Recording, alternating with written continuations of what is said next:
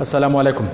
نن زه د مار د چیچلو په باره کې فرست ایډ تاسو ته ښوول غواړم چې د دې فرست ایډ زده کول هر چا له پکار دي. کله چې یو سړی مار وچیچي نو د لکه کم ځای کې دی وچیچي نو دغه شان دی یو پټی به راواخلي او ما ته پته ده چې دا پټی خو په هر ځای کې نه نو تاسو څادر چې دی څادر که ډېر قیمتي ومي خو نه دا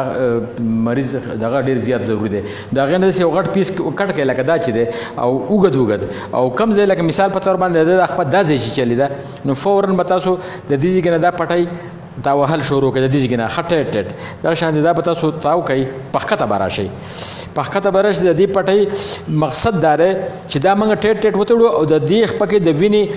حرکت چې دی او په بره چې کومه وینه ځي دا روشي. ولې چې دا وینه څومره تیزه لاړه شي نو زهر به ډېر خورېږي. نو موږ به دغه شان دا پټۍ د خپې نه تاو کړو او بیا به واپس لاړ شو بره او کم از کم د روانه پورې به دا پټۍ موږ د ده نه ښه ټیټ تاو کړو دومره ټیټ چې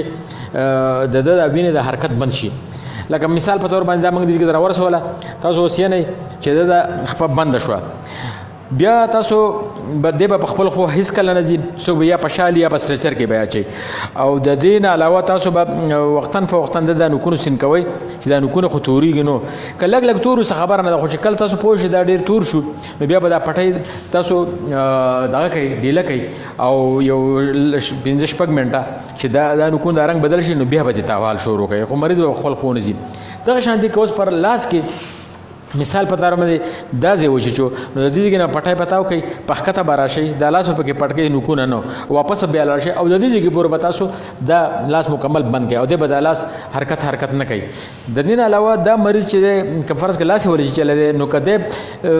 حالات مناسب و نو دی هم په شا باندې واخلئ یا په کټ کې ویسئ. ولې چې هلته کې که دی په خپلو خوځي نو هلته کې د تلو سره د ده په د وینې کې د ده سرکولیشن سیوا کېږي او چې سرکولیشن سیوا شي نو دا زهر به زر به برخورېږي. نو یو دا احتیاط ډېر زیات ضروري دی. دویمه علاوه دا نوکونه چې دا نوکونه به تاسو د لاس هم ګورئ چې یاره دا شنه کېږي خو نو که شنه کېدل نو بیا به لږ څه دپاره دا کوله وهئ. دا خبره ما نوټ کړې ده چې موږ له یو څو داسې مریضان راغلي دي د لرې علاقو نه چې هغو د مار زهر لکه دا ځای دی نو دا ځای دومره کلک تړلی دی په رسۍ باندې او یا په ربړ باندې چې 5-6 غنټې پس موږ ته د دوره رسېدل نو دا لاس بالکل تور شوی بیا که موږ دغه آزاد هم کو خو لاس یې رنګ ځای نه راتو او داسې وخت راغلی دی چې د هغه لاس یخ په کټ شوی ده. دغه شان دي د خپې سره هم دا چل شوی دی نو له دې وجې نه دومره ټیټ تړل دا شی ختم شوی دی دومره ډېر به نه تړئ ټیټ چې تاسو یې رسئ یا ربړ تاو کړئ او وینه ورته مکمله بنده کړئ. البته بس په داسې موقع باندې لکه تاسو په پټي کې څادر نشته څوک شته نه سړی یوازې دی نو پکار ده چې په دغه وخت کې دی د خپله خپه په خپله ټیټ وتړي څومره چې دی ټیټ تړلی شي او ځان دې ابادۍ ته ورسي نو بیا چې کله دی ابادۍ ته ورسېدو نو بیا دې دا نمونه عمل په کور کې وکړي. ولې بعض اوقات یو سړی په پټي کې دی او دی ملګری ورسره خواته نشته څوک نشته نو دی خو به سخو کول غواړي که نه نو خیر دی دغه وخت کې دی وتړي. بل دا چې کله اسپتال د مریض راشي نو موږ د مریض لکه دغه وګورو چې آیا دا مار چې چلی دی او که هسې دی دغه دی. د مار د چلو علامت دا دی چې دا به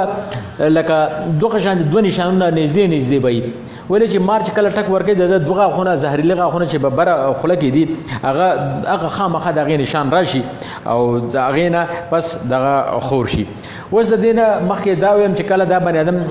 داسې تاسو اسپتال ته بیا په ده باندې تکلیف و ډېر زیاته نو چې ډېر زیات تکلیف نو پکار دا چې تاسو په دې ځای کې لیګنوکین انجکشن وکړئ د درد په د دې ځای کې کم شي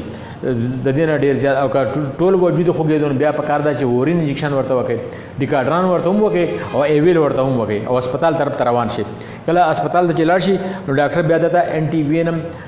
سیرم یا انټي وینم ویکسین دا ورته کوي. دا د مار د زهرو د تریاق انجکشن دی او د دې دا طریقه ده چې دا د یو مریض ته د څلورو نه واړه د 6 نه واړه د 12 پورې دا لګي اول ورته لس اول چې دی یو 3 انجکشن یو یا 2-3 حالات ته ګوري چې مریض پس په مو باندې وینه را روانه ده یا د لاس خپې مړه شوي دي کار نه کوي یا د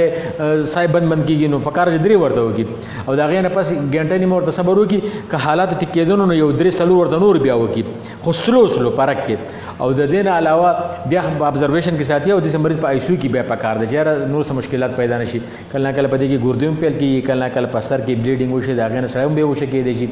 دا آی سی یو کې ساتي بیا 4-5 غنټې پس ورته بیا هم 4-5 انجکشن کېږي. خو دا بهرحال ډاکټر باندې ډیپینډ ده چې دې حالت ته ګوري د هغې مطابق فیصله کوي.